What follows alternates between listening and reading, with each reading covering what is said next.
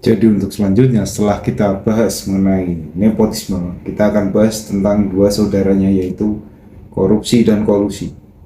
Ya ini adalah dua kata yang sering kali kita dengar, tapi jarang sekali kita benar-benar mengetahui dan memahami apa arti sebenarnya dari korupsi dan kolusi. Berikut penjelasannya. Jadi teman-teman semua, yang pertama kita tahu korupsi. Nah, pastinya ini adalah hal yang sangat sering kita dengar, apalagi kita tahu kasus terbaru atau permasalahan yang sedang naik kemarin adalah beberapa orang yang terlibat atau terkena kasus korupsi mendapatkan pengampunan dari presiden di Indonesia. Nah, di mana korupsi ini adalah penyalahgunaan kekuasaan untuk keuntungan pribadi. Nah, gambarnya seperti ini. Contoh konkret seperti suap, di mana seseorang itu disuap dan dia akan memberikan imbal balik terhadap orang yang menyuap itu. Kemudian ada lagi markup ya, markup sebuah project seperti contohnya terkait markup pembelian harga atau mungkin pengadaan bahan baku dan lain-lain. Nah, selain itu ada juga penggelapan anggaran. Nah, di mana ini juga pastinya berkaitan dengan kolusi. Nah, kolusi sendiri artinya adalah kerjasama dari antara kedua belah pihak.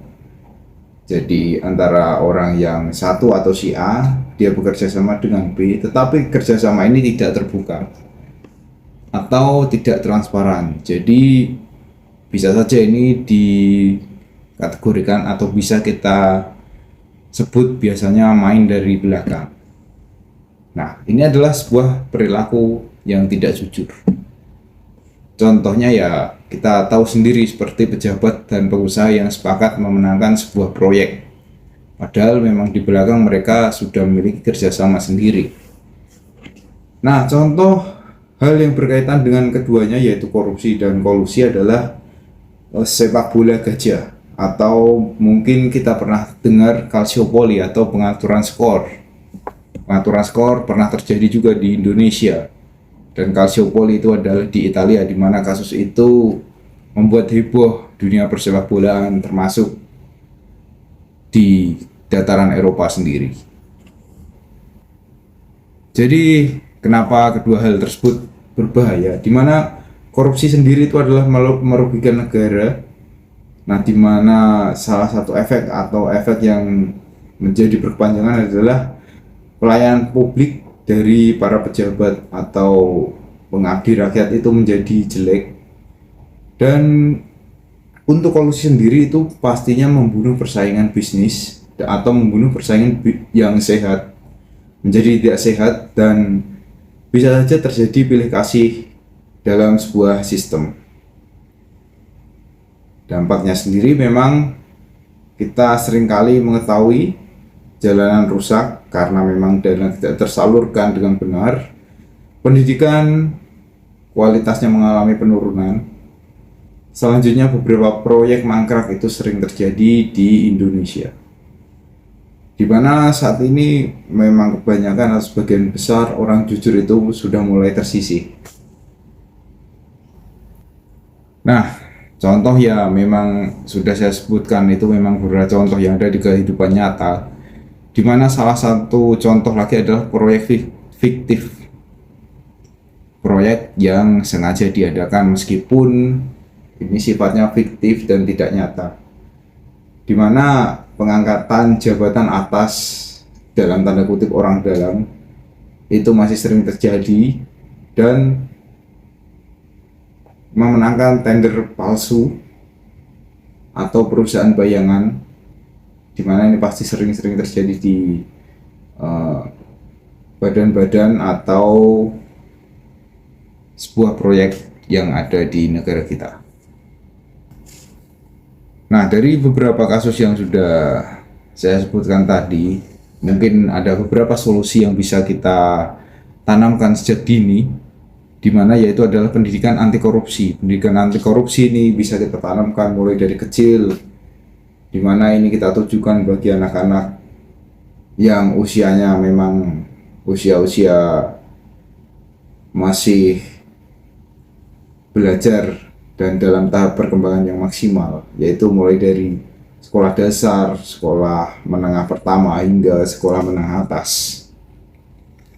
Kemudian transparansi anggaran itu pasti sangat diperlukan, atau akses publik.